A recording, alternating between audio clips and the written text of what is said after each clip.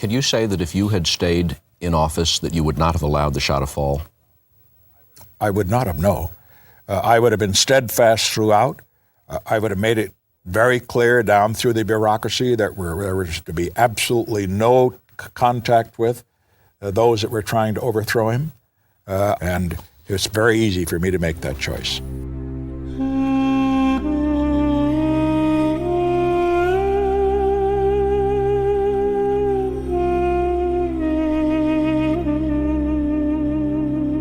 University students demonstrating in Tehran, shouting death to the Shah, pledge allegiance to the Islamic movement of the Ayatollahs. Rumors in Tehran say people are being armed and may soon start firing back at the troops. News there would be some kind of announcement about a new government came after yet another day of running confrontations in the center of Tehran. Demonstrations like these today in Tehran are a daily occurrence in towns throughout the country now. There is nothing less than a kind of revolution being attempted here, trying to change the form of Iran's government. Daily, it has become more difficult to look at the scope of opposition to the Shah of Iran and still see his monarchy surviving.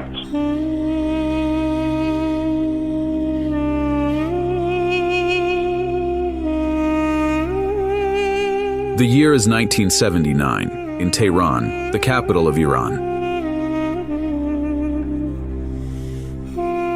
Once a beacon of modernization in the Middle East, Iran now finds itself at the epicenter of a revolutionary storm. Mohammad Reza Pahlavi, the Shah of Iran, a figure who had long balanced the delicate act of progress and tradition, is now in exile. In his place is the Ayatollah, Ruhollah Khomeini, who now stands poised to reshape Iran's and the world's future. But what if the Iranian Revolution never happened?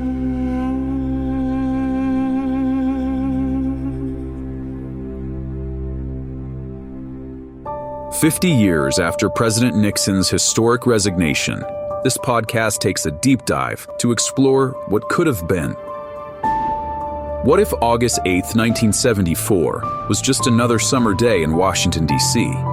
What if the word Watergate wasn't synonymous with scandal? Presented by the Richard Nixon Foundation and Foundwave Productions, what if Nixon stayed?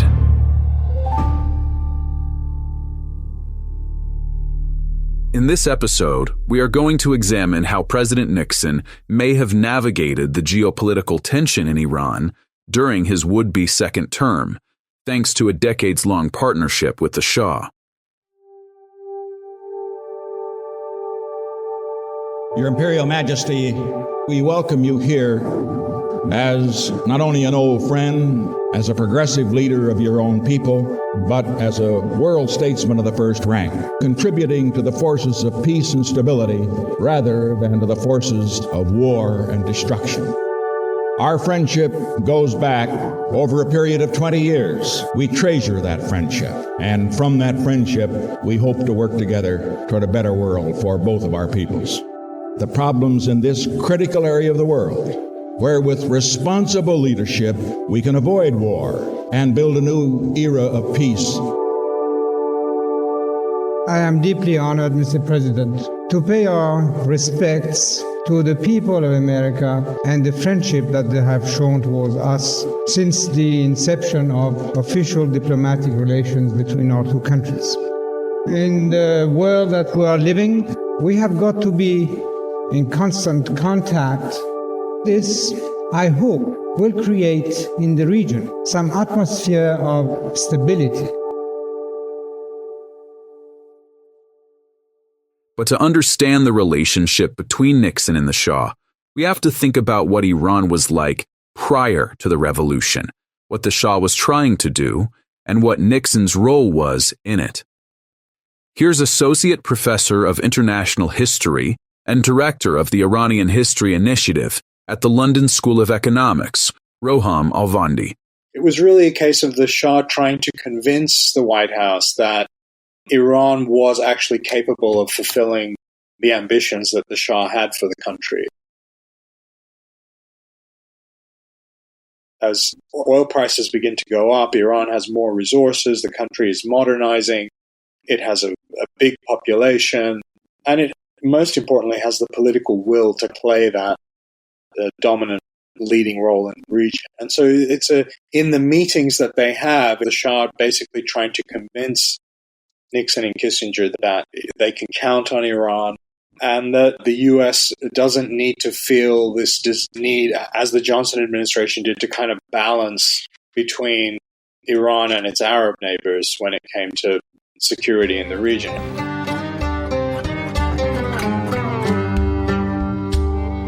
We are not an atomic power. We do not intend to become an atomic power.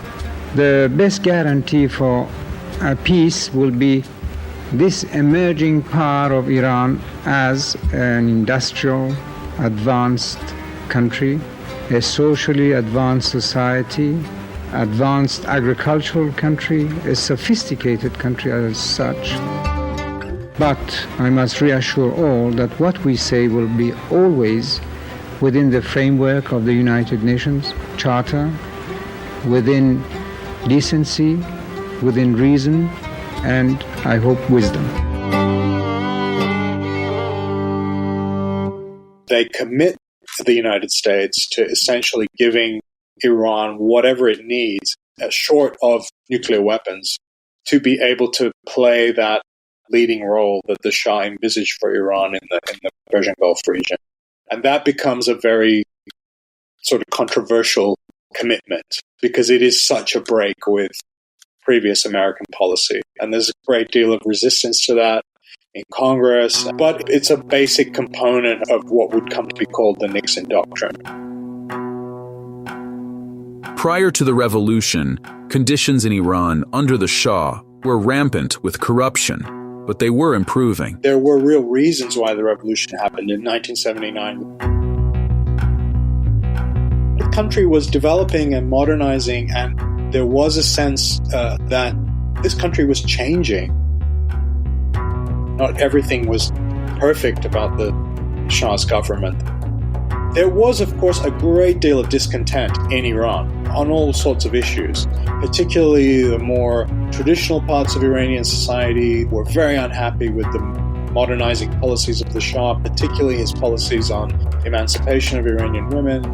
This caused a lot of anger among sort of traditional segments of Iranian society as they modernized the country and came to resent the autocracy of the Shah. And so you had different segments of society that had resentments against the Shah for different reasons. In 1963, the Shah embarked on what he called the White Revolution, seeking to modernize Iran and create greater cooperation with the West. This set of reforms aimed at redistributing wealth to the working classes, massive urbanization, and a complete overhaul of Iran's former feudalist system. It was, in every sense of the word, revolutionary.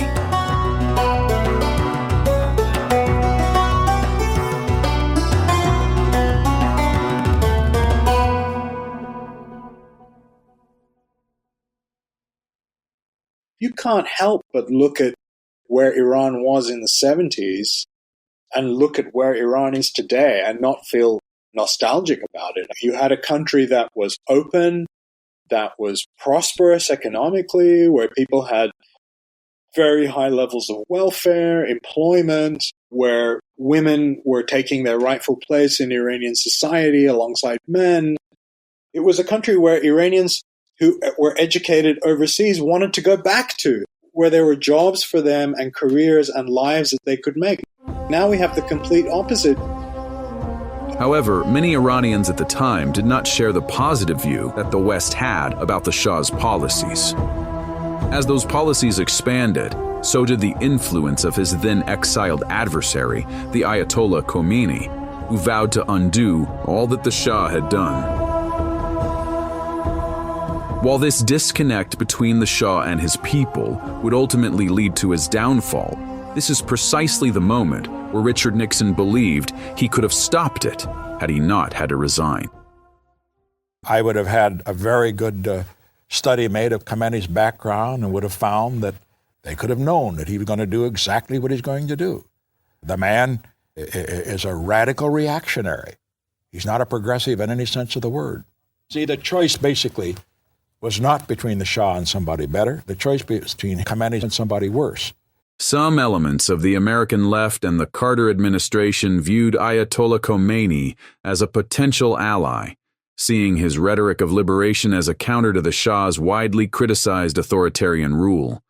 With the Shah's regime viewed as oppressive in the West, the Carter administration cautiously considered a Republican alternative as a possible path forward for Iran. In the middle of the ongoing tumult was the unique relationship between the Shah and Nixon. This personal relationship alone, if allowed to grow and develop, could have been a remarkable force in the region. They were very much politically fellow travelers, had very similar political views, which is ironic if you think about how different these two men are. One is the son of orange farmers from California. The other is the son of a Middle Eastern monarch who grew up in a court in a royal palace. But they stay in touch throughout all those years when Nixon is in the political wilderness. In the Nixon administration, the Shah had a consistent ally. Nixon understood the importance of Iran, both geographically and politically. We see the value of the relationship not so much in its presence, but by what transpired in its absence.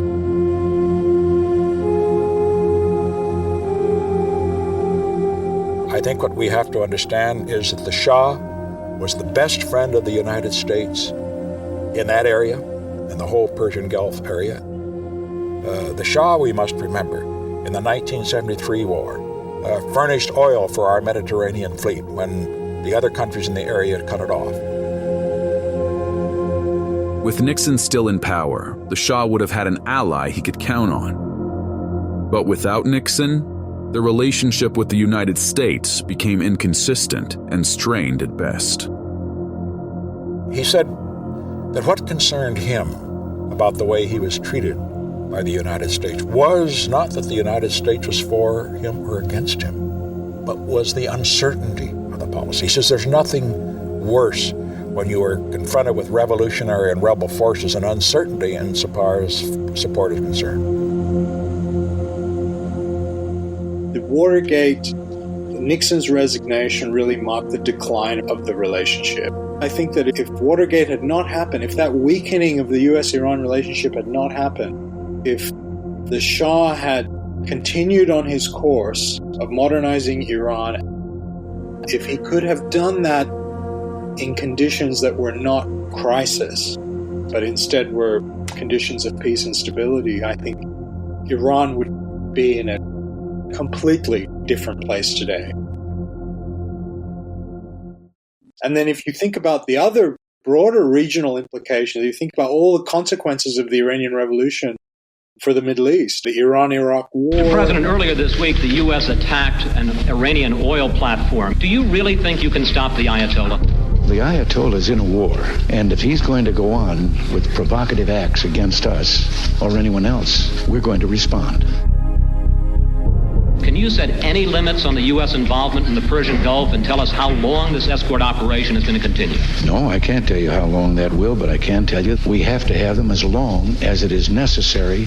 President, your Persian Gulf policies have caused widespread confusion and fear. Did you miscalculate, and is there any limit to these policies? I don't think that we miscalculated anything at all. This mad dog of the Middle East has a goal of a world Muslim fundamentalist revolution. The irrationality of the Iranians, they have taken to attacking. If attacked, we were going to defend ourselves.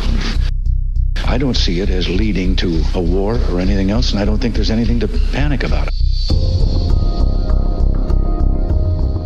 Which then follows on to the 1991 Gulf War. Mr. President, the Iranian government, of course, has changed. Is there hope that there might be restored some kind of relations with that country? It's going to take a change in behavior. They keep calling us the great Satan. That doesn't bother us. Sticks and stones. I don't see so far any sign of change. I held out the olive branch.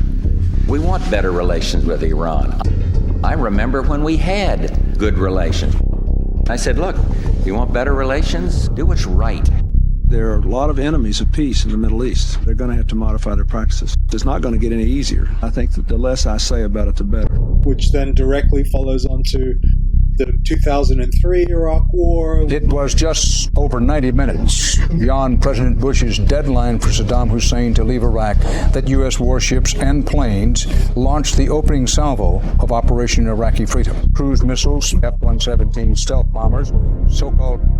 My fellow citizens, at this hour, American and coalition forces are in the early stages of military operations to disarm Iraq, to free its people, and to defend the world from grave danger. We have no ambition in Iraq except to remove a threat and restore control of that country to its own people. This will not be a campaign of half measures, and we will accept no outcome but victory.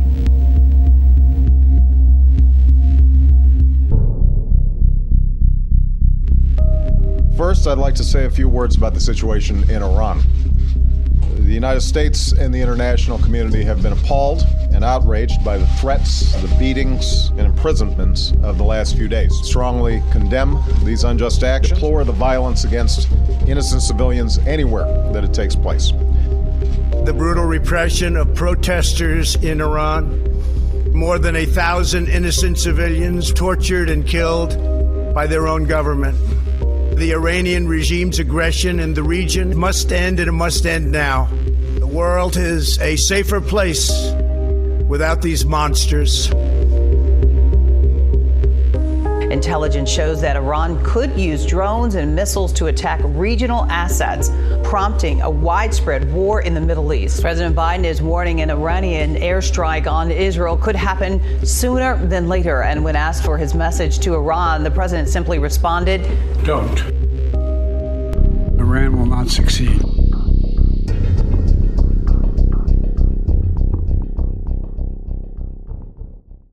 In the years following Nixon's resignation, Iran's relationship with the U.S. spiraled. What if the story had played out differently? A path where Nixon held firm, perhaps rather than hostile takeover.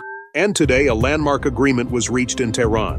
As the president stated, "Our alliance with Iran is one of mutual respect and shared prosperity." Instead of this, American aircraft descended on Iraq. The war in the Persian Gulf has begun.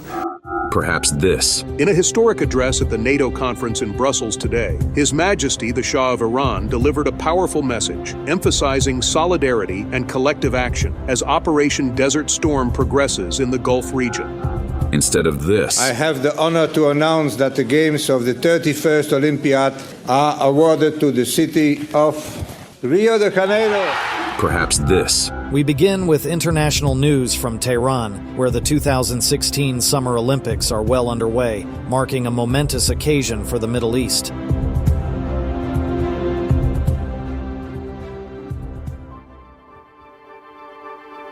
In a 2024 visit to the Richard Nixon Presidential Library and Museum, the Shah's eldest son, Crown Prince Reza Pahlavi, reflected on what might have been.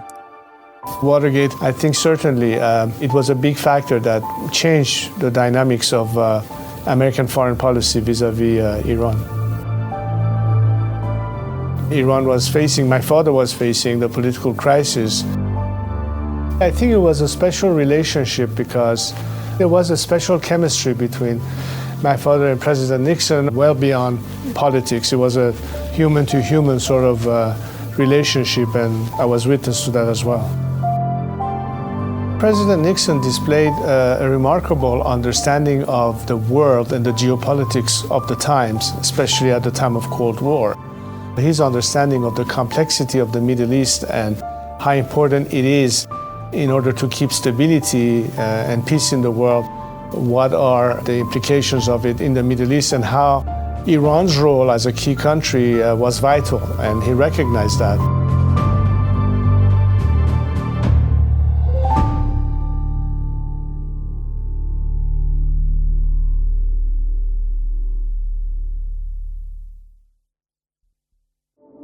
If Nixon Stayed is a docuseries produced by the marketing team at the Richard Nixon Foundation and the audio team at Foundwave Productions.